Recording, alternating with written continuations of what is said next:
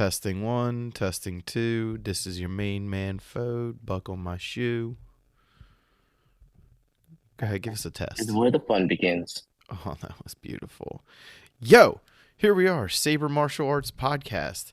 Again, it's been a while, and we're starting fresh, like real fresh. Fresh memory card, fresh batteries, fresh microphone sound, and fresh inspiration, we'll say. Fresh attitudes, fresh time to get up and go get it. Lots of weird stuff been happening in everybody's lives over the last year. We're not gonna really get into it too much, but we're gonna recap a little bit, just about like how we've been doing and stuff. I'm joined by, of course, Sifu Allen Venable, the one, the only, the magician, as it were. So excited to be back on another podcast with him. And though my voice sounds a little down right now, that's only because my kids are sleeping like 20 feet away. So I'm just gonna, stay at this level. But I'm thinking I'm gonna be hype in short order here, because it's been just such a long time since we caught up, and I feel like there's a lot to talk about, even though I don't really know what it's going to be yet. And that's kind of going to be the fun of tonight's episode. Not sure how long we're going to go. Not really sure what we're going to talk about too much, but it's going to be related to lightsabers and to a large degree in martial arts. That much has not changed. We're not going to change that part of anything we do. It's always going to be focused on lightsabers and martial arts. So that being said, what's up? How you doing? I'm doing all right, my man. I'm doing all right. We're gearing up to do a couple of new, exciting events. Last year, we closed the year out with a holiday special. Those of you that have seen the YouTube videos, we actually did a holiday special. I guess the best way to say it, is basically a wushu tournament that was done for the holidays, and then we crashed it with lightsabers because that's what we do, and it was a great time. Fun was had by all, as far as I know. So if you guys have not checked that out, what I'm going to try to do is provide a link, of course, in the show description for this episode to that video on YouTube. It's just one video, right, Alan? Or is it a whole playlist? Oh, no, it's just one long video. Yeah. I made it one long video so that you could devour it in one sitting. And it's a fun watch. So do head over to the link that I will provide in the description. And actually, what we'll have to do is I have lots of ideas as far as like doing a little bit more of the Sparchives type commentary type stuff. Not just with our own stuff, though. I know we've talked about this in the past, but I'd really like to start incorporating just watching martial arts, especially like YouTube is such a powerful tool for people like us to learn from, and also to learn not from, if you know what I mean. Yes. Absolutely. So I'd really like to incorporate a lot of that. And so anyway, check that video out on our channel, but also keep your eyes peeled for more of that type stuff. And Alan, you've had quite a busy.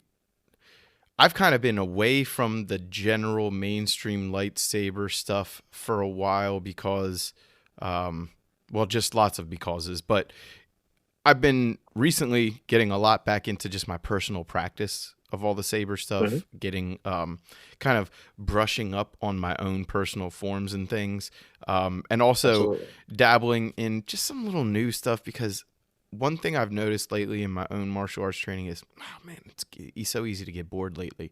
I feel like I go in and like I'm punching the time clock a lot instead of going in and really enjoying and trying to feel like I'm getting better.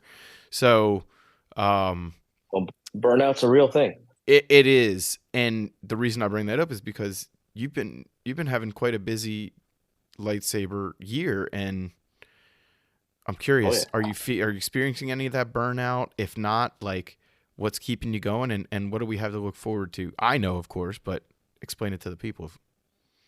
Sure. Well, for me, especially, it's always about how can we do better the next time. So I'm always looking after, especially after we do a big event, like what is the next time? What is the next thing that we are doing? Because then we can do it better than we just did.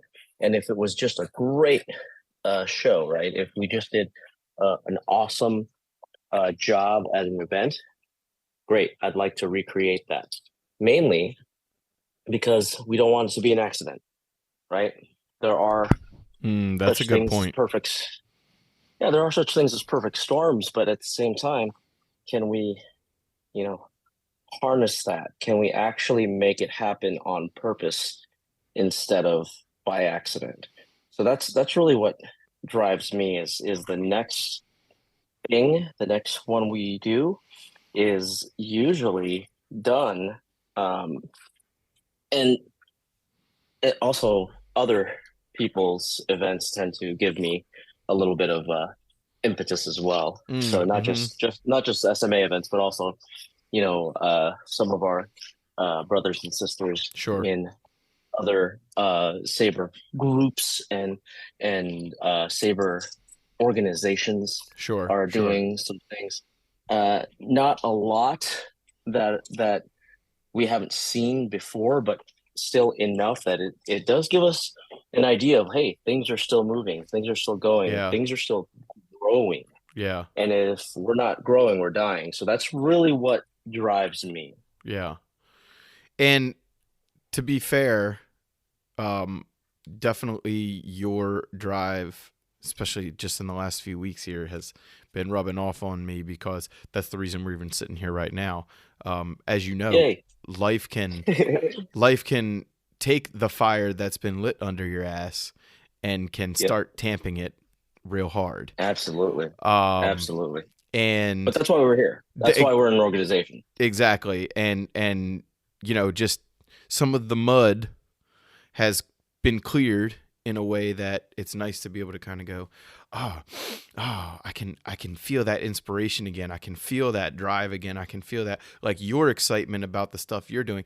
I'm probably not even going to be able to physically attend most of it just because it's all out there with you where you are. But sure. The point is still, like, I'm so excited for you to bring those experiences back to us, to talk about them, and in a way that I haven't been in like 9 months or more. Right. And so it just even just you talking about it right now, like I said, I've already heard you say all this stuff like over the last few weeks in our meetings and whatnot, but just hearing you say it again, it has got me like a little. And I put 2 lightsaber hilts on the table here in front of me just for, again, a little bit of spark tonight.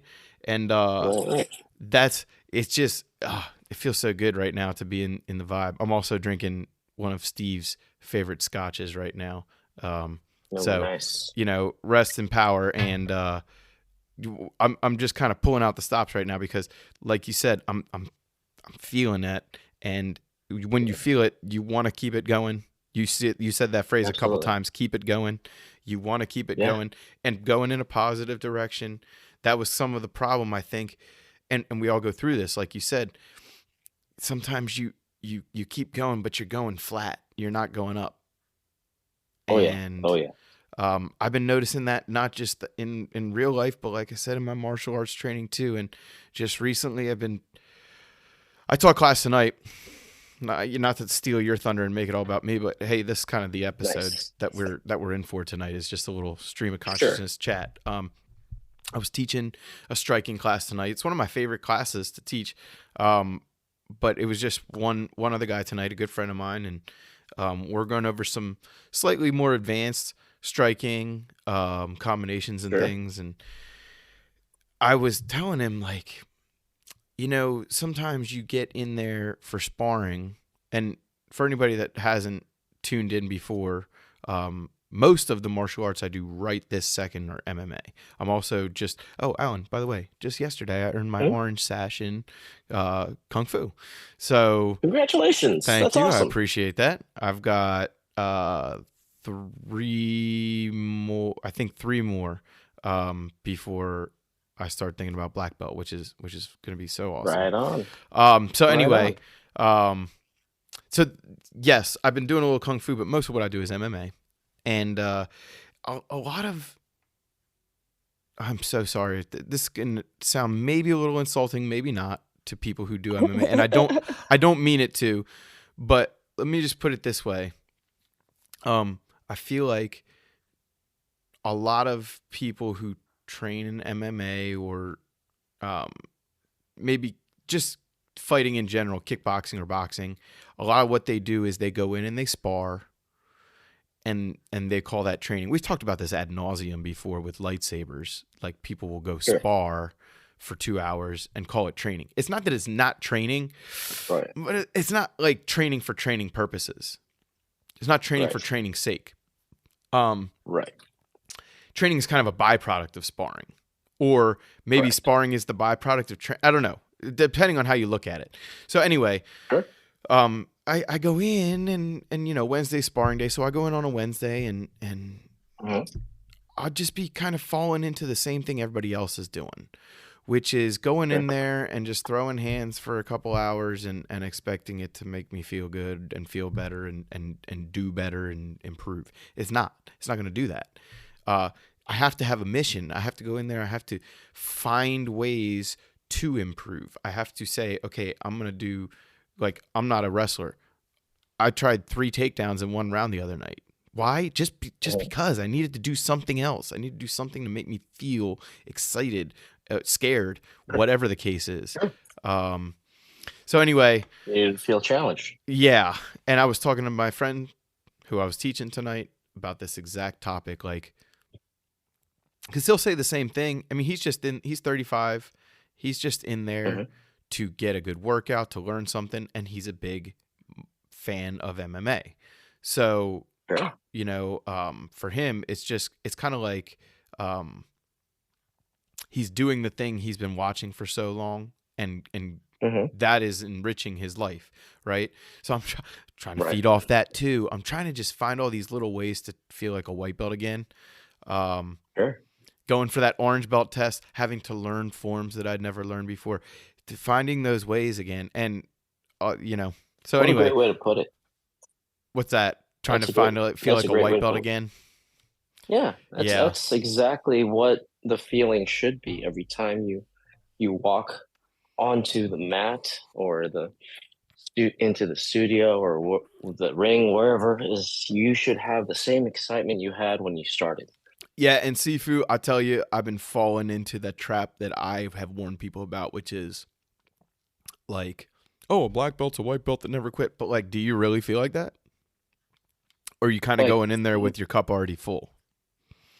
Me? No, I mean just in general, like, that's the feeling or the questions I've been asking myself. Like, am I... Oh, sure. Is there room in my cup still? Or am I going in there with a full cup already? Like... Because a full cup, I can't fit anything else. You know? I just can't. And I can drink from it all I want, but eventually I'm going to get to an empty cup. So, you know, I've been trying to go in with that half full vibe of getting back to all those techniques and the fun I used to have, but also trying to make it do something new for me. So I don't know. Your talk about drive has kind of brought that out in me. So now let's go back to you. What are some of the things coming up? Tell us about some of the things coming up. So as of this recording, in about a month, we have and this is late February for anybody who's concerned. Mid to late February right now. Hopefully this recording will be out this week, but continue. Go ahead. Right. So March 16th, let's make it very easy. Full date. Love that. On March 16th at 2 p.m., I will be in a national event for the Wushu Nationals here in Phoenix. And we will be having a single saber tournament and also a choreography competition as well. So you can actually do kata, you can do all sorts of fun stuff. There is a single kata category and a group kata category. So a fight scene per se would fall under something like a group kata? That would be a group kata. That's Love correct. that. Love that. So If you've never been yeah. to any type of traditional martial arts tournament, again, I've said this 100 times on this show before, but there may be hopefully some new people tuning in for the first time. Stanley said every issue is somebody's first issue. So if you've never been to a traditional martial arts tournament, oh my gosh, please go to one. Please go to one. And if you're in the Phoenix area, dude, this is a great one to go to. Yeah. What a It is super at good the tournament Phoenix to go Convention. to. Yeah, it is at the Phoenix Convention Center, so there's not like there's more than one, so it's easy to find. There is the Wushu Nationals, so it's actually a lot of the Wushu athletes from all around the country are coming. And this is a 2-day tournament? This is a 2-day tournament. Our presentation is at 2 p.m. on Saturday the 16th. Okay, that was my follow-up. So then, this may be a dumb question, but like sometimes it may be called a karate tournament, but they have like a kung fu division. They'll have a Brazilian jiu-jitsu division. Like, is this that kind of tournament as well, where it's called the Wushu Nationals, but you don't have to be a kung fu practitioner? Kind of. So it's a martial arts tournament, right? Okay, Wushu just means martial art. Right. So if you are a practitioner, there are a ton of divisions. If you go to their website, which I believe is Wulin Saga, or you could just use check Mr. Google and type Wushu Nationals Phoenix, and I'm sure you'll get it. WUSHU is Wushu for anybody who's not sure. Go ahead, continue. You can see all of the divisions. So I'm going to go right now on my phone here. Age groups. And all of the age groups, all of the things. I mean, you got kids that are, 5 years old that are competing, right? For them, and most of the divisions are going to be, open hand and form or kata driven. And this particular year, they've opened it up a little bit so that a bunch of us actually are trying to do more with the martial arts than the kata. Yeah. Right. So we have a couple of different divisions of competition of actual, combat. Right. So there's guys out there that are going to be doing sanda, the wrestling stuff. Basically full contact fighting where suplexes are allowed. I was going to say, it's kind of like kickboxing with a Chinese take on judo. Is that a good way to put it? Correct. Yeah. And then you have, the others. So you have people going in there that are also just looking to do Tai Chi. Yeah. They're going to be doing that, but there's also a push hands tournament. So the application of that Tai Chi. Yeah. So there's a lot. Wait, seriously? A lot. Like a Chi Sao tournament? Yeah. Oh my gosh, that's so cool. I'm telling you, people, like a traditional martial arts tournament, it's just a different vibe. Like you could go to MMA fight, and again, I encourage you to do this kind of thing. Go to a kickboxing event, go to a boxing event. But man, there's just something about a traditional martial arts tournament. It's just special. There's just so much like people want to display skill in such a way that is just different. It's just different than going out there and fighting. Nothing wrong with going out there and fighting. Absolutely. You deserve all the respect in the world for that. But there's just something different. It's a different vibe. It's, again, that word tradition. I hate to use it in the definition, but that's what it is. You can feel that tradition. You can feel like a nice seasoned cast iron skillet. You can feel the previous meals in the air. And I think anybody who's in the area, it's probably not super expensive just to go spectate either, right? It's probably just like $20 or $25 to spectate or less, I would guess. Yeah, it's all on their website. So go check that out. Wushu Nationals in Phoenix. If you are any type of martial arts practitioner, I would say any traditional martial artist, check out, see if you would fit into one of those categories, maybe compete in your first tournament. And if you're a Saber person, especially somebody we know, and you've never competed in a traditional martial arts tournament, maybe you can find a way to sneak what you do in. Absolutely, that's what I did. Definitely join the solo and the group Saber divisions, but also, anyway, you guys know who you are and you know what access you have to some martial arts teaching. So use people like Courtney or Nick, Rich, or anybody. You guys know who we're talking about. And if you don't know who we're talking about, good. Go find a martial arts gym. Go find a dojo. Go get involved. Get involved. We would say that every episode. Got to sneak it in. So Wushu Nationals, that's coming up in about a month, a little less than a month. Yep. In the Phoenix area. That's exciting for me. I can't wait to see what kind of footage you bring back from that. That's going to be awesome. Absolutely. Yeah, we're looking forward to that. So what about you, just as far as your own practice and training? What have you been digging your fingers into?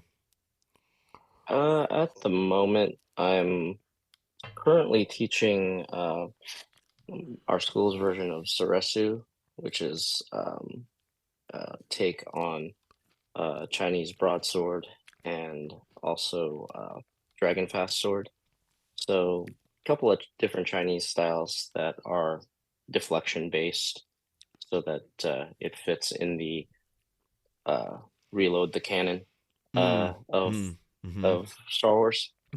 But at the same time, we also have a couple of interesting things in my personal practice that most people probably don't know what the heck it is. But meteor hammer and rope dart have been my main focus.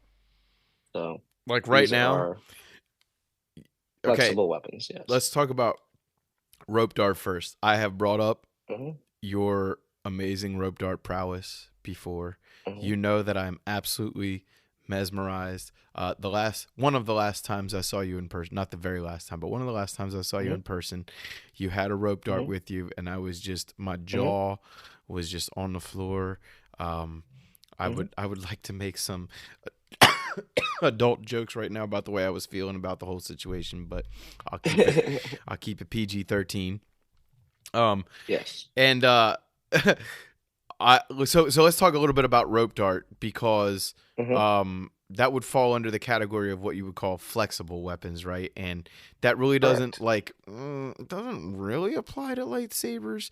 But one thing you said to me that does make it apply 100% to lightsabers, and you were just basically trying to teach me how not to break my jaw with this thing, but you said you swing it like a sword, and you said it so matter-of-factly, like you came out of the womb knowing this information. And your point was just, you did come out of the womb like you already know how to swing a sword, so you know how to use a rope dart, but it is more dangerous. You have to make sure you don't smile and blah blah blah. So go ahead, talk a little bit about the rope dart. What a crazy weapon. So rope dart is basically a throwing dagger at the end of a rope, usually about 10, 12 feet long. Sometimes if you're really, really good at it, it'll be like 20 feet long. Well, but only the thing I love is it feels like most people who use a rope dart are making their own.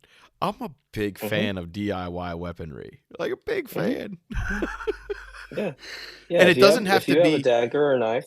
You can make a rope dart. And does it always have to be a dagger, or can it also be like a kunai, which would be more like sort of like a weighted spike?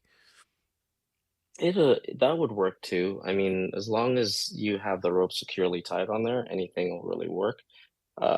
If you were enterprising enough to put a hammer on the end of a rope, that would be a meteor hammer.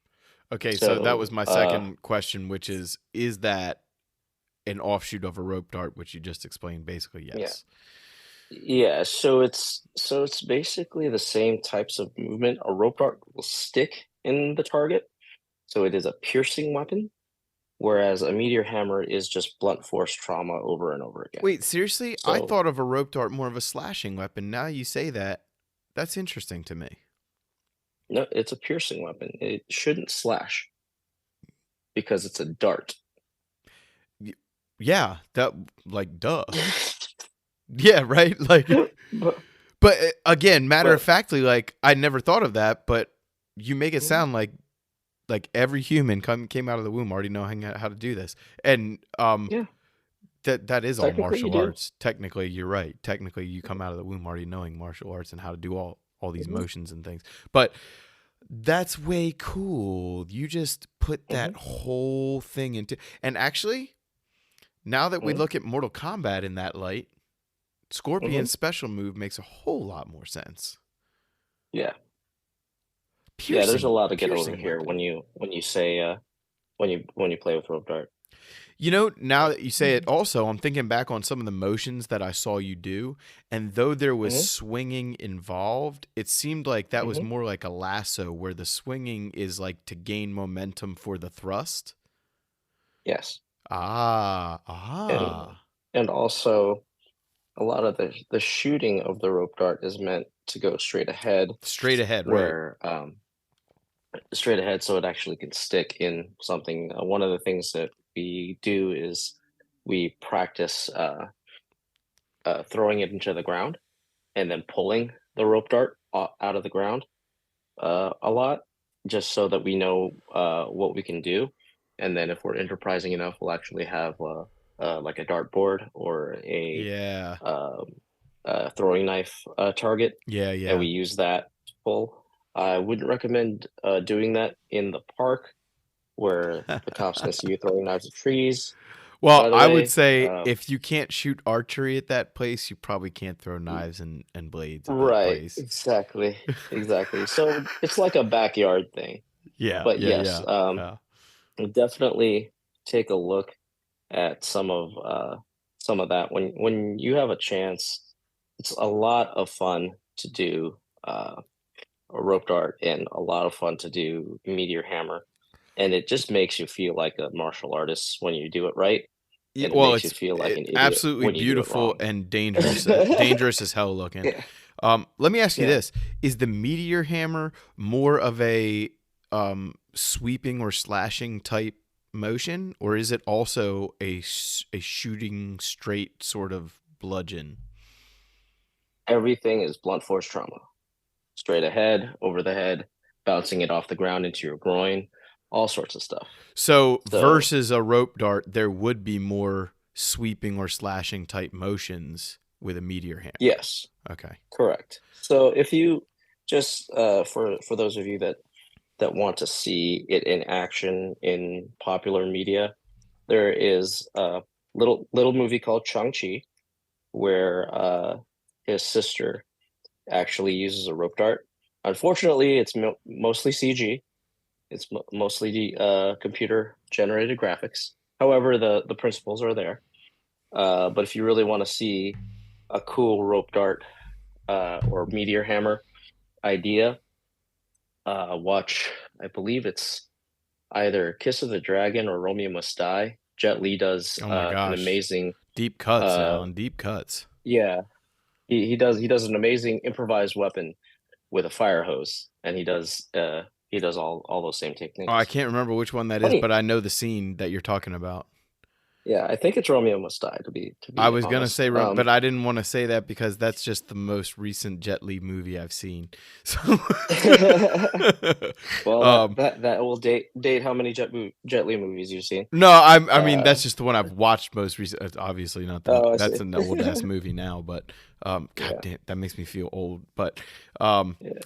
really quickly, this is an aside. I may or may not keep this in the audio, but Alan, I just got a Hmm. warning for some reason, even though you're the host, that the meeting's going to end in 10 minutes. But if that happens, we'll just start the meeting fresh again and keep going. Okay, no worries, Um, no worries.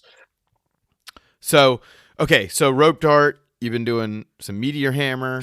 This is Oh yeah. you personally training, and So as kids, an this is aside, not as an your white belt weaponry, right? Like you should no, probably you no, should you have to try be other a black weapons belt to be first. in this class. Okay, yeah, Yeah, okay. you have to be a black belt to be in this class. And just as an aside, we were talking about Jet Li. The guy that's teaching me rope dart is his older brother. So, Seriously, uh, yeah, he lives in Grandmaster Jin, freaking Arizona. yeah, Grandmaster Jin Hong Lee is an amazing martial artist. He settled in Phoenix. He was on the White House lawn Wait, I knew with that name Nixon. too. Maybe you've said it Hmm. on this show before and explained it to me before, but I that have. name sounds really familiar. Yeah, I have. Okay.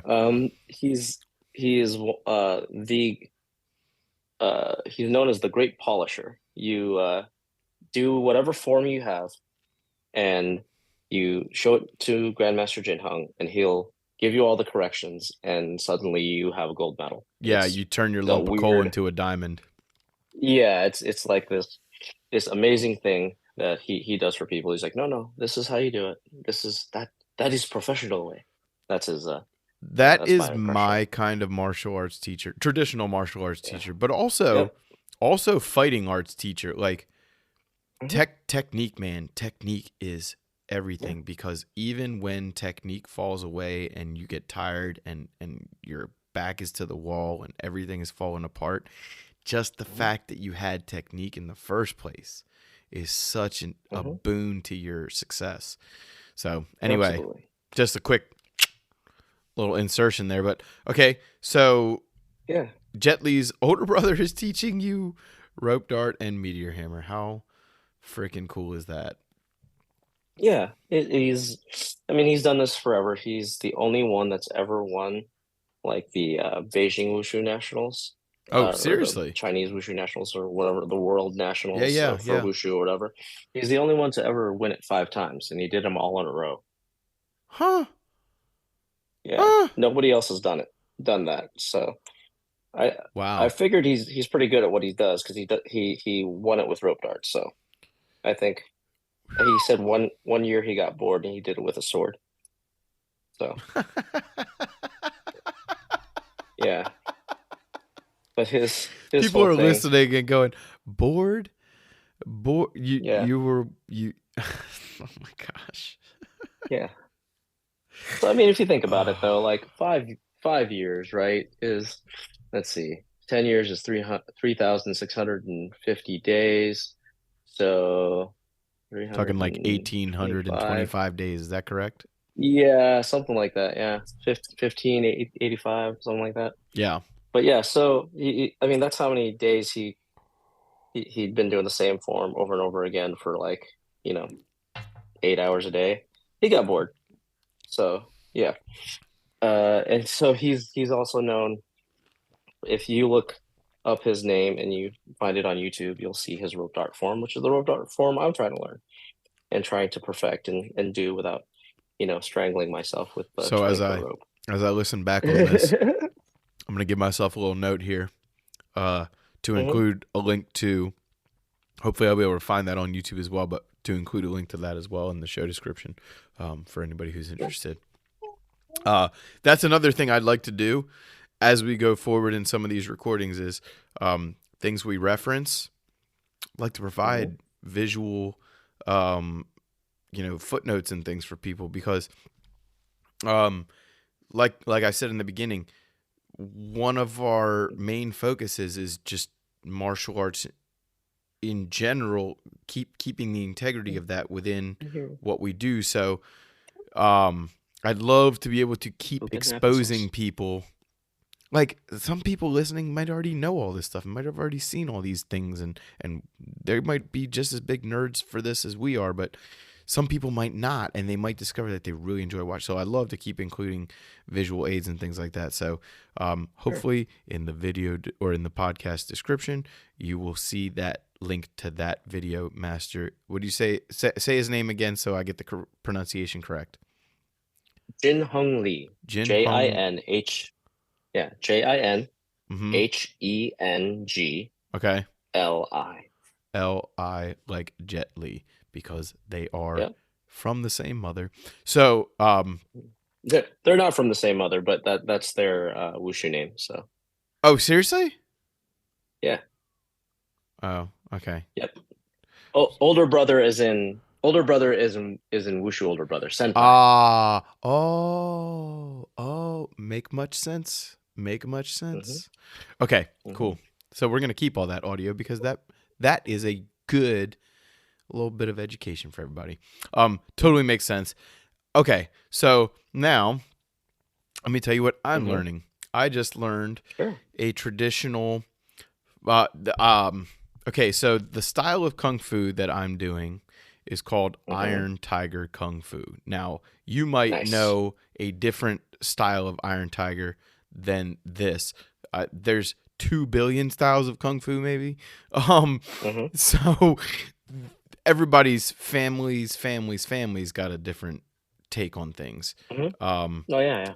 But generally, the way I understand it, the way it's been explained to me, and then the game of telephone, the way it's coming out of my mouth is the gentleman who, quote unquote, started the style that I'm learning now. He actually learned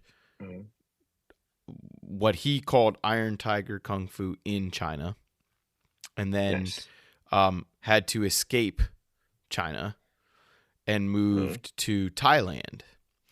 And when he was in Thailand, he was teaching Kung Fu sort of as his like Bruce Wayne job, but then he would moonlight, he would Batman at the Muay Thai gym, the traditional Muay Thai place. So then he would take what he was learning in Muay Thai and sort of incorporate it into this Kung Fu that he knew. And then I believe he moved again. I can't remember exactly where he moved to, but I believe it was one of the Southeast Asian countries. And he was already in Thailand, so it was kind of another country close to that, I believe. But he started learning karate.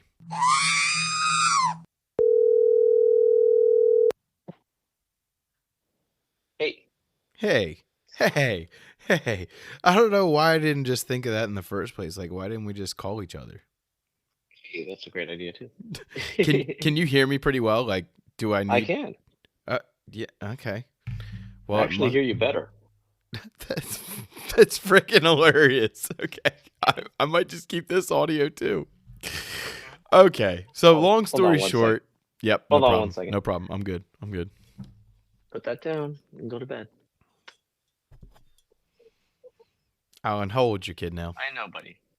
Is he 3? But it's time to go to bed. He's turning 4 in April. Oh my gosh. Buddy. That's so crazy. What? Okay, well, grab the blanket. Then go to bed. I love you.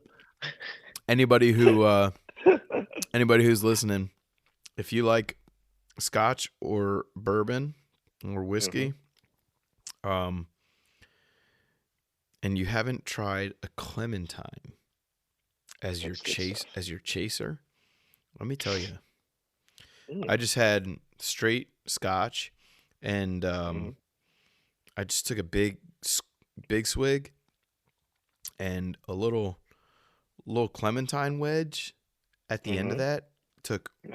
Took all the edge off. It was like perfect. Anyway. Nice.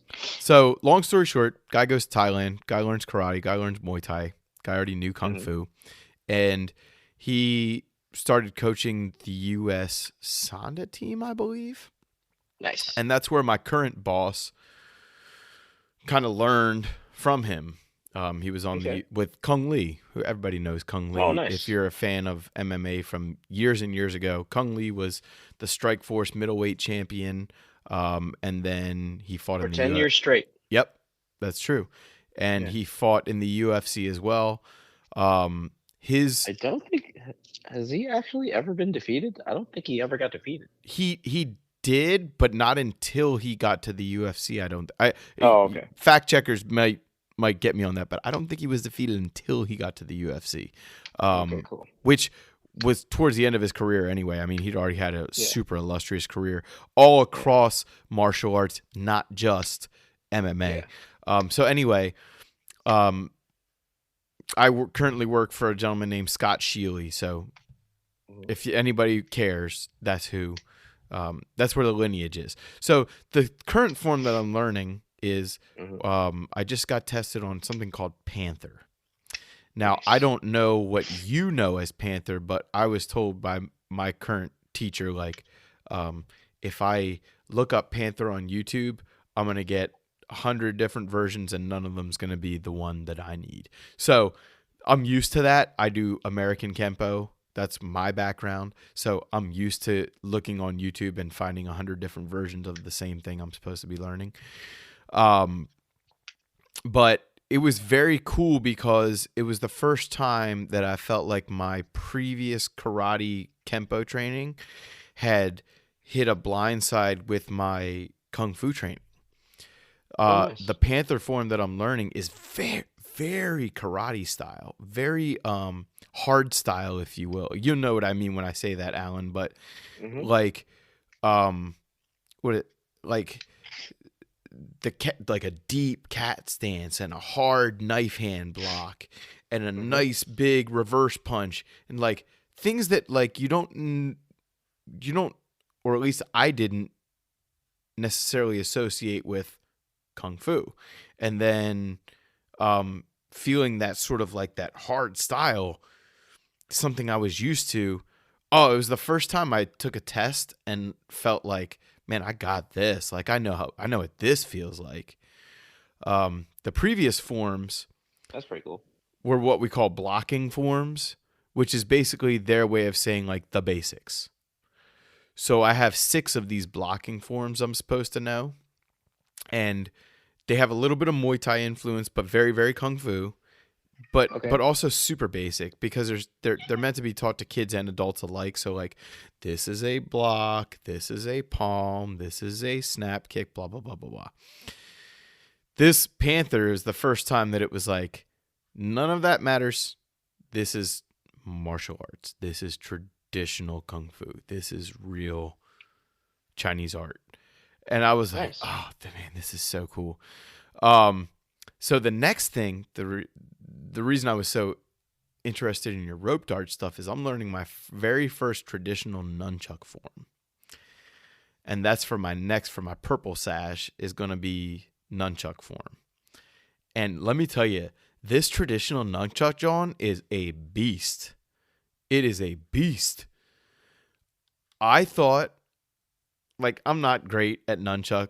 I it's probably my worst weapon ever, but I'm passable. I can spin a little. I can strike a little. I'm passable. Oh, this traditional nunchuck form makes me feel like a total noob. Oh, interesting. Oh, That's an interesting. again, feeling like a white belt for sure. When I pick those nunchucks up, like I know the parents and stuff, like as the kids are walking out and he's teaching me this, like the parents are kind of like, why? I feel so judged because I just feel like a total noob doing this traditional nunchuck form. But oh, how cool it feels, especially with the wooden octagonal nunchucks, with Yeah. that nice thick cordage or a nice thick Mm-hmm. chain. Like, Right. okay, so Alan, give me some nunchuck tips, man, because I feel like if you know rope dart, like you got nunchucks on lockdown. So I'm not sure what version that you're actually learning, It's a but single nunchuck form, and it feels very self defense. Like if somebody was attacking me with a sword, this would be the type of defenses they would teach you. If that makes sense. right. Right. Well, what I mean is that if you if you actually have a traditional form that has nunchucks, most nunchuck forms start with the blocking and then go into the exchanges and stuff. Correct. A lot of this, a lot of the That's stuff what that I've you're going to seen. be doing is making sure that you don't, brain yourself. Oh my gosh, When so accurate. Okay, keep going. so when you when you're actually doing nunchucks, uh, something, and I'm not sure, again, depending on the form that you're learning. When I was learning it, my teacher basically did a whole thing where he took colored tape Oh, and he would uh, put on the colored tape, basically, this is the part that you hold, so this is green. If it's green, you're good. And yeah. then this is the part that you never touch because it's gonna hurt you if you touch it if you try to grab for it and swing for it. So that part was red. So I'm not sure if that'll help you. Oh, Uh, now that you say this, uh-huh. my old coworker at the old dojo used Mm-hmm. to tape the Mm-hmm. ends and about 2 inches down from the chain on all of the Mm-hmm. kids' nunchucks. And one Yeah. side was yellow and one side was red. And red Yeah. was dead. Ah, Yeah. now that you say, dude, that's like 5 years ago. The last time that Mm-hmm. I did a nunchuck class with him, and now that's Yeah. just flooding back. Ooh, Yeah. this is good tips. Okay, keep going, Yeah. Alan. Keep going. Children listening, keep So listening. when you're actually doing nunchucks, a lot of it is trying to get you. Like you have to understand what the nunchucks were used for before. They were used for threshing wheat. So everything uh, is a strike at the longest reach, trying to make sure that you are uh, using your positioning along with the weapon effectively. So again, let Interesting. me repeat that. It's your body positioning along with the weapon used effectively. So there are certain things you have to Mm. do in preparation for certain things. So when you have, let's say, one of the most popular things about nunchucks is the switch, right? Switching from left to right. Yes. And if you're going to do a switch, you have to make sure your other hand is in the position to grab it before you actually swing. Ooh, Because good if point. you Good point, Alan San. Good point. because if you don't, You're it'll gonna hit hit you yourself in the before you frickin' can catch it. jaw or something. Yeah. So a lot of it is knowing what comes next, and much like Anticipation. You know, my old saxophone teacher used to say this mhm, about mhm, jazz improv is mhm, anticipating the chord change, anticipating the next key change, anticipating the rhythm section, anticipating mhm, with the guitar, blah blah blah blah blah. Oh, mhm, keep talking, Alan son. Keep talking. yeah. So that's basically what you need to train. Train without the nunchucks, and then add the nunchucks later. That's a That's the easiest way good. to do it. I actually did that by accident. I just didn't have nunchucks on me, and I was like, ooh. Because you Hmm. know what? When you have your right hand and your left hand in a position with the nunchucks, there's that 3 to 5 inches of chain keeping Hmm. them in the right place. If you practice without the nunchucks, it forces you to make sure everything's in the right place. And what you said Correct. about some of these traditional forms starting with the blocking and the defense and then going into the striking and then incorporating the two together, that's kind of like um if you practice without the nunchucks, you kind of understand like, okay, when my hand is on my hip but the other hand's in front of my chest, that's blocking my chest from getting slashed from this side or blah blah blah. And you just sort of put some of these pieces together that like the chain just kind of does the work for you sometimes. Correct. Um the other thing, Alan, that you said about like the colors and not braining yourself is Hmm. with the traditional stuff, a real strike with the nunchucks is like a really violent, aggressive thing. So when Yes. you strike somebody with that thing, and like, let's say you went from a block, which is a very dead position, it's a very neutral, Hmm. dead position. You go to block and you stay there, right? You make a brick wall and you stay there.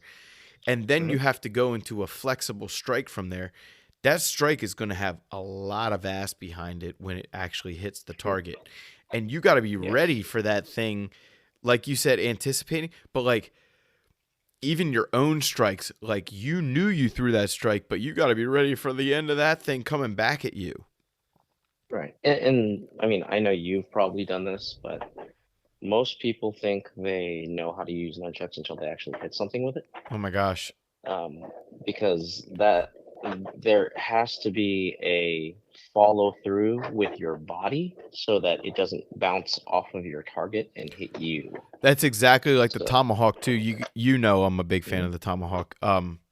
A lot of people don't know that, but that any heavy-headed weapon and a nunchuck, even though both of the shafts are the same as far as weight and momentum, you holding one and swinging another causes it to act more like a pendulum weapon or an axe head weapon, a heavy-headed weapon.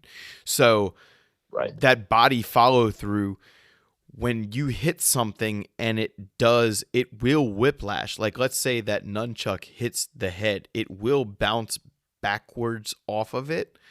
But if your body's continuing the motion through the target, the end of that weapon will bounce back, but also still continue through, as opposed to bouncing back and whacking you in the freaking head. It's hard to do, but if you go up to a target and you have something like nunchucks or even just like a weighted sock or something, and you go up to a target and you do this, you do it without a body follow through, and you'll notice that it will bounce back towards you, and then you do it with a body follow through, and you'll notice that it will bounce but keep going through. It's very interesting physics. Very, very interesting Yes. physics. Again, used to thrash wheat, so they didn't have a lot of metal Good point. back then. So they used a rope and they used a stick, tied them together, and then just said, "Okay, well, this is going to have to be good enough to cut down the wheat." But at some point, they realized, like when bullies came around, that was good enough to brain a Mhm. bully. Right. Let me ask you this, Alan: do you prefer a chain or a rope on your chucks? On the nunchucks, I like rope.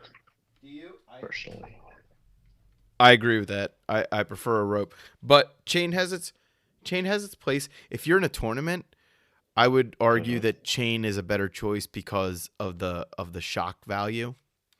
It sounds and looks cooler. Yeah. But God forbid you have long hair, though. Oh my God, that's a good point. It's also harder to do finger spins and things with a chain because your finger can get caught. Right.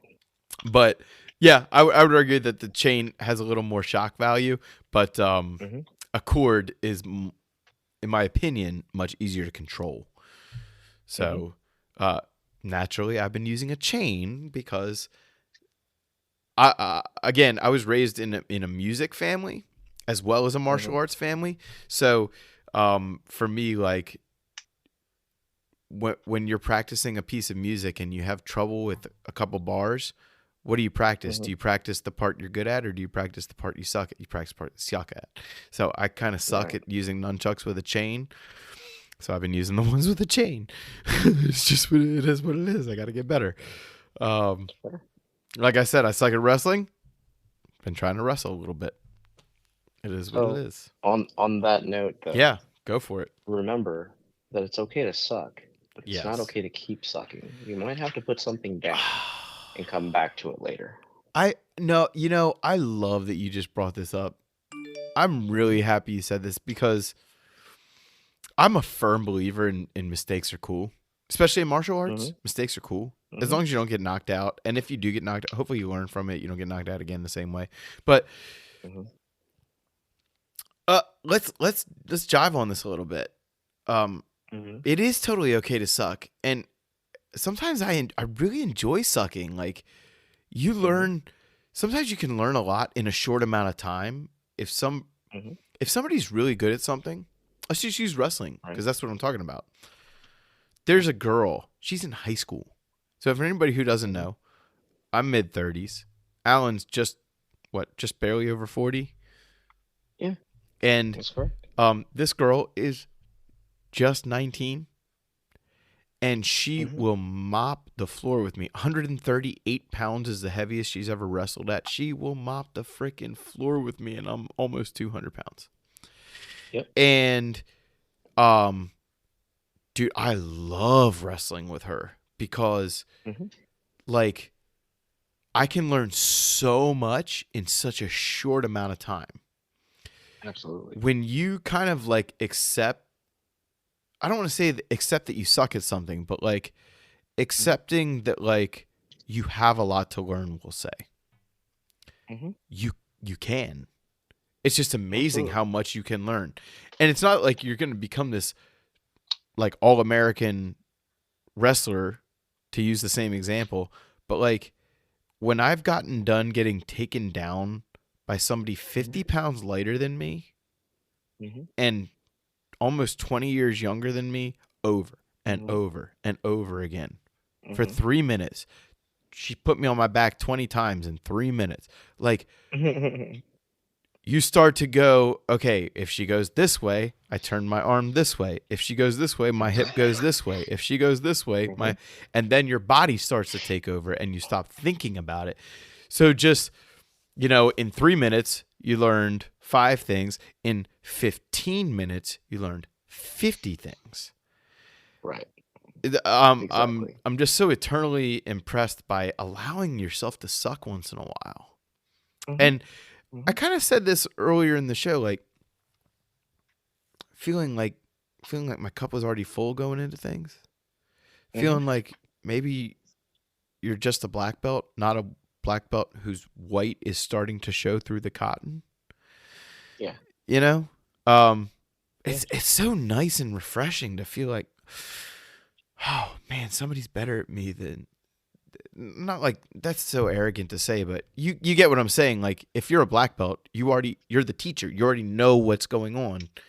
It's so nice and refreshing to once in a while not know what's going on. Yeah, I mean, if you're the smartest person in the room, you're in the wrong room. Right? Yeah. Ooh, I like that. I really like that. If you want to grow, right, and if you're not growing, you're dying, right? If you want to grow and you're the smartest person in the room, you have to find another room. It's that easy. Yeah. I mean, technically not that easy, but you get what I mean. Well, yeah, you're immediately more proud of my orange sash than I am of my 3rd degree black belt. Absolutely. Not to say that like I'm negating my previous experience. I'm just saying immediately and recently, it's filling my cup more, Yeah, that was your most recent victory. Yeah, and it was hard won, so to speak. Yeah. Yeah, it was a lot more difficult for you to get your orange sash than it was to teach the black belt class. And to go back to the nunchuck topic, to go for this purple sash next is going to be that much more difficult because that's my next form. Absolutely. Okay, so Alan, let me ask you this. How the hell do these flexible weapons apply to lightsabers now? We mentioned a little bit that like they're swinging a sword, but let's talk a little bit about it. Let's dive a little deeper. Sure. Well, in my experience, and I'm going to give this again, I have done martial arts for more than 30 years now, and part of it is learning that a weapon is an extension of yourself. It takes 3 times more focus to swing a sword than it does to punch in the air, mainly because you have to not just worry about yourself, but also worry about the weapon flying out of your hand and also the people around you as you do it. So it's a little bit easier to do open hand because you're actually okay. You can feel when you're doing it wrong in your body. Like if you bump into somebody, you generally can feel that. Whereas in weapons training, you have to be a lot more aware. I don't know how many times I almost, if I didn't know how long my meteor hammer was, I would have hit Grandmaster Jinhong with my meteor hammer, and it's that would not have been a laughing matter. I'm laughing, but that would not have been a laughing matter. Right, but it's one of those things where he knew exactly how long my meteor hammer was, and he knew all that stuff, and he. Oh my God! He trusted Hold me on. enough to Pause. to Alan, be just range. Yeah. let's pin this for a different day. Range. Let's talk range one day. And that whole thing you said about he knew how long your thing was. Okay, keep going. Yeah, and so I mean, as I'm learning, how long my rope dart should be or my meter hammer should be, one of the techniques is to wrap it around my neck 3 times. I'm sorry, that's the title. So, Alan, I don't mean to be so immature. You're making excellent points, and they are mature points. So I apologize. It's okay. So, like I said, I'm trying to learn the flexible weapons, because one of the things that you have to do with a flexible weapon is wrap it around your body and use it at a short, medium, and long range. And one of the techniques is to actually wrap the meteor hammer around your neck 3 times and then release it. So you have it at a very short range, and then you release it at a very long range. So it's an ordeal. And I don't know how many of my fellow students failed at that ordeal. They well, you said cooked themselves. You said to me when you were kind of showing me, and bless your heart, you actually put that rope dart in my hands and let me swing that thing around in your presence. Whew, you're brave. You're like a driver's ed teacher brave. Anyway, you said to me, never smile when you're using this weapon. Right. Never smile. Right. Because all your teeth will come out, basically. Right. So talking about wrapping that crap around your neck 3 times and blah, blah, it's just baffling. But it kind of brings to light one of the, like I said, the connections between these flexible weapons and a lightsaber, which is, for all intents and purposes, a sword, is they are dangerous to the user. And they are very dangerous to an assailant, but they are super dangerous as well to the user. Arguably more dangerous to your opponent, but the user has to be proficient. And when you are training with Saber Martial Arts, if you're treating it like a lightsaber, then that thing is hella dangerous. Hella dangerous. Okay? Yes. There's only I'm looking at my old school Ing Chow Persuader here, and this thing is 13 inches, I think, or less, 11 inches. And my blade is 36 inches, or 31 inches, or 33 inches. So that's a 3-to-1 ratio of danger to safe. Right? Like, that's the same as nunchucks. If I'm swinging a nunchuck around, I'm training myself to learn how to deal with a 3-to-1 ratio of danger to safe. Right. And if you're practicing lightsaber and you hit yourself in the shoulder with that frickin' blade because you didn't treat it like it was a real Star Wars weapon, sorry, Mickey Mouse, please don't sue us. You're doing it. Yeah, absolutely. You have to know. You understand what I'm saying? Go for it. Let's call it range of effectiveness. Yes, thank you. So it's very important to have to know your range, to know your opponent's range, and to know, your weapon's actual, kickback. So a lot of different things that kind of translate over multiple disciplines, I guess. If you use a lightsaber, you remember, what was it? Was it Force Awakens where was it Finn that got cut by the cross guard or the vent of Kylo Ren's lightsaber in the shoulder? Is that what that was? Right. Right. In other words, if you're training with a weapon that can constantly hurt both you and your opponent, Mm-hmm.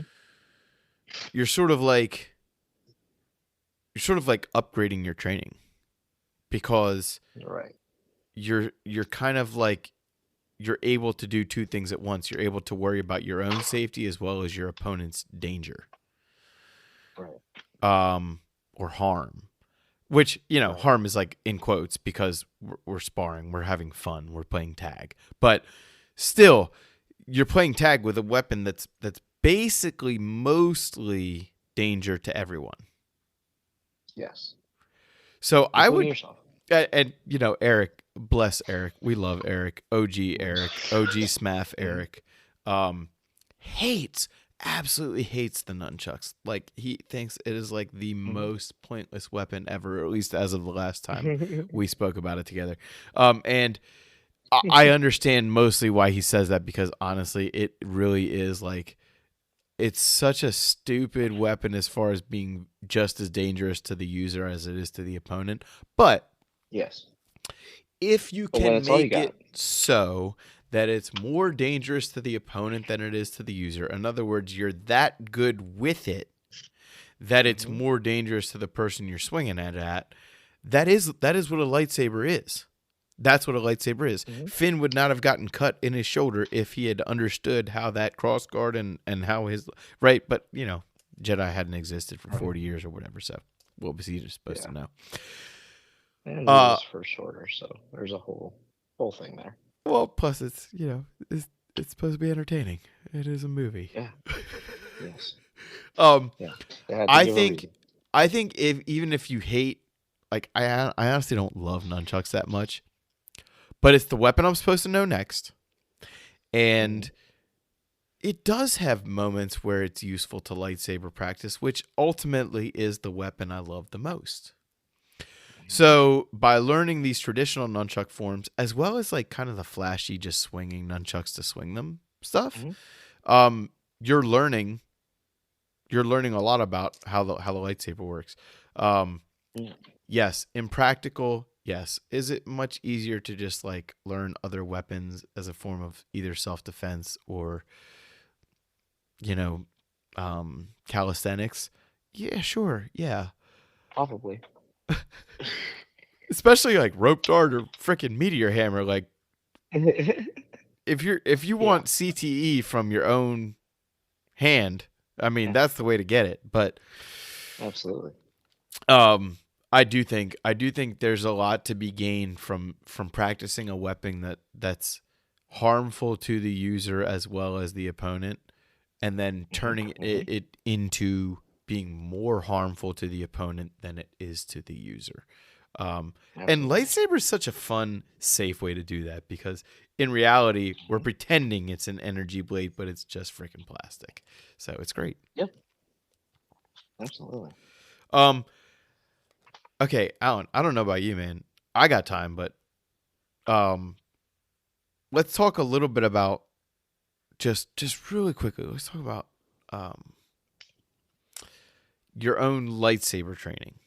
Kind of like, what you've had more experience actually like fighting people recently than I have with lightsabers. Sure. So what's kind of your thoughts on how that's been going? Like, oh my gosh, we talk a lot about the forms. That's kind of becoming the minority of the way people practice sabers right now. So what would you say is, okay, this is a good way to lens it. If I was a new person kind of jumping into this whole thing for the first time, what would be some good cheat codes to get myself feeling comfortable holding a saber in my hands in the current climate of lightsaber combat? Like, if I wanted to come, let's say if I was in the Phoenix area, I've practiced some martial arts maybe, or I'm a bit of a Star Wars nerd and I'd like to get into this. Sure. What are some good things, some good ways to kind of get my feet wet? So, first of all, come find me if you're in the Phoenix area. Oh yeah, if you're in the Phoenix area, definitely come find him. super. I'm super friendly, I swear. Um, Secondly, is you have to. Uh, I don't want to say take the good with the bad, but you have to not take yourself so seriously whenever you're doing any of this stuff. Not what I was Um, expecting you to say, but riff on that. because a lot of the tradition that that most people will uh, use, for example, uh, let's just use like kendo as an example. Mm. Like Mm-hmm. Super rigid there, kendo. Sorry, Japanese people. Super rigid kendo. there is a specific way to score kendo and a specific way to stand, a specific way to bow, a specific way to do all that stuff. All that's thrown out when you talk about lightsaber combat. It's about having fun, right? It's about taking what you know and seeing if you can test it against other things. So the first thing is understand the experience will be different. You're not, trying to be, the champion of the tournament of knights, right? In Mm-hmm. uh, at the Ren Fair, you're not trying to bounce somebody off of a horse. You're holding a freaking lightsaber. So you Automatically, gotta you're have fun. winning. You're winning. Yeah, you gotta have fun. That's the thing.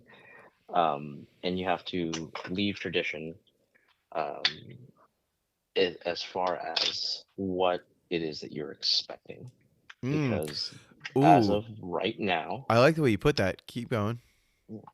as of right now, there are zero, count them, zero old masters of lightsaber combat, Yeah, right? that And exists outside the yeah, pages of a Del Rey publishing right. book. So we're not talking about, fictional characters, but there are a Yes. lot of people in the past 20 years that have devoted themselves to martial arts Mm-hmm. and have actually written books and written, stuff about, Started swinging a podcasts and polycarbonate. started Yeah, organizations. yeah. Uh, but they're all about swinging polycarbonate blades, right? So that's the first step. The second step is to see what is it that you like about it. Can you define what it is you like about it? Because that will tell you what you're actually trying to find, what kind of organization you're actually looking for, and Yes. actually see if it's something you want to keep doing. Because there is a bunch of organizations out there that are there just for choreography, which is great. And there are some organizations out there that are just for cosplay, which is great. And Sure. there are some organizations that are out there just to try to brain each other, which not so great, but they still exist. They still exist, So and that might be your style. yeah, and if that's your style, okay, great. I mean, we try our best and at Saber Martial Arts to keep everybody, hopefully when they leave practice, they have the same amount of brain cells, or hopefully more, Yeah. than than they did when they got there. Yeah, that's But really if that that's safety boils down like that simply. It really does boil down that hmm simply. Like yeah, you just want to leave as smart as you came. hopefully smarter, yeah. Or But hey, yeah, what a novel concept. yeah. Um But that's where I'm going with this is if you are looking for an organization, because I mean you can swing your sword all day long, and it won't amount to a whole heck of a lot until it's tested either in combat or in judgment.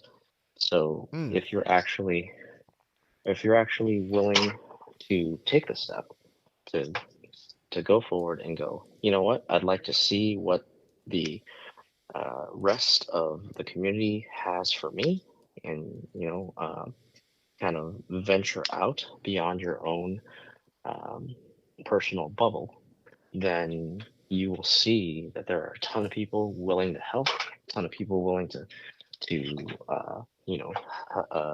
test your metal, test your knowledge and all that stuff. Hopefully, uh, not with the manners of a troll, but with the manners of somebody that understands that you're you're also on, a path, just like they are, just like they were, maybe. And again, remember, there are no old masters. There are only people that are doing their best, and some of them just have been doing it longer than you have. Mm. So, take everything with a grain of salt, and it might not be the flavor that you're looking for. You know It what just you depends. remember you said earlier, like it's okay to suck, or Mm-hmm. we said it a couple of different ways.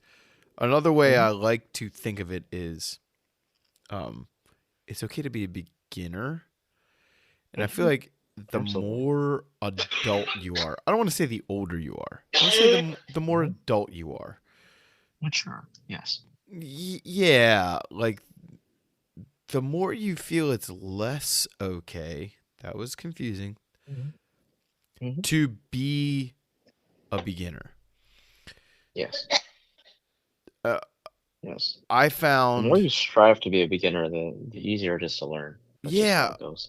I taught, especially at the old dojo. Now I'm teaching mostly kids, but at Mm-hmm. the old dojo, I taught most of most of the adult classes, and that was everybody from age 12 and up. But I had people in their 60s, in their 70s, in their 40s, in their 20s, and teenagers as well, and just like Mm-hmm. the the older or the more adult they got, the it was so much harder for them to admit to being a beginner. They Mm. you are. It's not like if you're wearing a purple belt and the person next to you is wearing a brown belt, it's very simple to see who's the beginner by comparison. But just Right. letting yourself be is totally different. Especially if you like in your day job, you're something like a Mm-hmm. doctor, Mm-hmm. but like you're not a doctor of martial arts. Hmm. It's okay to not be. It's okay to know how to take somebody's heart apart during your day job, but not know how to take them apart in the ring later that night. It's okay because you It's will funny learn. that you say that, You will because learn. most of the people in my advanced kung fu class are doctors. Well, I feel like honestly, doctors are the ones who do like understand this more often. I've had a number of Mm-hmm. students who are doctors, and Mm-hmm. most of those people actually get to the more advanced belt ranks because they understand the value of learning more. Like, how many Yeah. times have you gone to the doctor's office and that MFer goes to his office and Googles how to fix you? That's funny. Doctors listening, that's not a knock on you. That's what you should do. Mm-hmm. Accept that you're a beginner in the moment. Like that's what you should Right. do. And honestly, though it's funny and I might chuckle about it, like if I was that patient, I'd be totally cool with you trying to figure out a better way to fix me. Trying to Mm-hmm. understand how what was wrong with me better. So, Right. yeah, this is a funny little tangent. Like the more adult you are, the more you know. Accepting Mm-hmm. that there's more to learn or accepting that you don't know more. My mom had this funny saying, and she would just say it to me to like keep my ego in check. But she would, especially with music, because I would get a little Mm-hmm. bit of a big head. I wouldn't practice as much. I would just have natural or whatever. And she'd be like, "Listen, son, uh, the more you know, the more you don't know," Right. and that's a very valuable attitude to take into various situations, especially situations where you could get hurt, like martial arts, um, because you take things cautiously, but also you start to find these openings. You start to find these ways to figure how to do whatever it is that you're supposed to be doing. Like if you're striking, you figure out how to strike better. If you're grappling, you figure out how to grapple. If it's a mental exercise, you figure out how to get over whatever hurdles are keeping you from getting better. So, mm, dude, great episode, great tangents tonight. I think Yeah. we can kind of wrap it up with this. Mm. I think we always say, and I'm going to say it right now, if you haven't been involved in martial arts yet, hopefully this has inspired you to at least go over to figure out what martial arts are available in your area and maybe go tickle around with it. If you love lightsabers, the very least you can do is go pick up a broomstick and try some stuff out. Yeah. Wushu Nationals, for my martial arts friends listening, go check out a traditional martial arts tournament, and if you're able to make it to those specific to the Wushu Nationals in Phoenix, go do it. Go do it. Saber Martial Arts.life, haven't updated in a while. Nothing to update. It's all good stuff on there. Go check it out. The other thing I would say is, and this is a personal thing, as well as for people listening, find something to drive you. Whether it's with lightsabers or, schoolwork or actual work or, family life, just raising kids. I raise 3 kids all day, every day. I know what it's like to grind. Find something to drive you. And just recently, I would say one of the valuable things I've started doing is let yourself have fun with the things that are fun to you. Like, just because you have 3, 4, 5 kids, 2 jobs, doesn't mean you can't still enjoy something. Can't still have something you're passionate about besides the next paycheck, besides your kids making it to school on time the next day. There's got to be something you're passionate about. Find it for 15, 20 minutes a day. 15 to 20 minutes a day. I promise you will be so much happier. And if it's martial arts, make it a 1-hour class every week. A 1-hour class 2 times a week. Oh my gosh. Your life, trust me, you just breathe much easier every day. Okay? Alan, do you have anything to add to that? I'm going to leave you with 2 quotes. One by Benjamin Franklin. Tell me and I forget. Teach me and I remember. Involve me and I learn. So get involved so you can learn. And hopefully you know enough to be able to teach others and to involve them so that they can learn. And so powerful. And the last one is from Jedi Master Mace Windu. This party's over. So perfect. I love it. Okay, we're going to try to do these at least every 2 weeks, if not every week. Some of them might be real short. Some of them might be longer. And some of them might be video. Some of them might be all audio. We'll see what happens. But this has been a pleasure. Alan, if I can leave you with our classic sign-off, bring your own saber. Bring your own saber.